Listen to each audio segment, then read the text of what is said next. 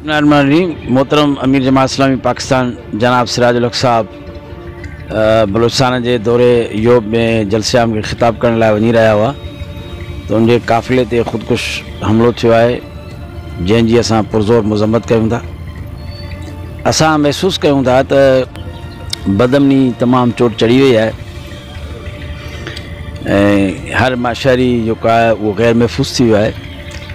मोहतरम सिराजुल हक साहब असांजे पाकिस्तानी सियासत जो शराफत, दयानत, अमानत ईमानदारी जो हिकिड़ो सिंबल है। बाक़ी तो सभई सियासतदान इक़्तिदार मिलण खां पोइ एक्सपोज थी विया आहिनि। सभिनी जा हथ पेर सॼो जिस्म जो आहे उहो करप्शन में इन्वॉल्व नज़र अचे थो।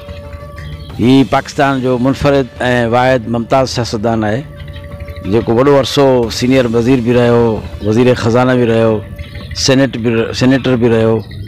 उनके बावजूद भी उन किथे महल न जोड़ियो ऐं चीफ जस्टिस ऑफ पाकिस्तान भी उनके चयो त ही उहो माण्हू आहे जेको दस्तूर जे 62 ऐं 63 ते लही सघे थो।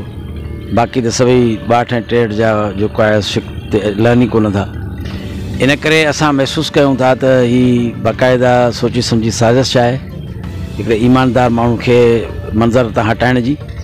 ऐं असां मुतालबो कयूं था हुकूमत पाकिस्तान का, हुकूमत बलूचिस्तान का ऐं उतां जी इंतज़ामिया खां त फौरी तौर ते इन वाक़े जो नोटिस वरितो वञे ऐं इन जे पसपर्दा जेके क़ुवतूं आहिनि उनखे कैफ़रे किरदार पहुचायो वञे ऐं मोहतरम सिराजुल हक साहब जे हवाले सां सिक्योरिटी सख़्त कई वञे ताकि आइंदा को वाक़ियो पेश न अचे।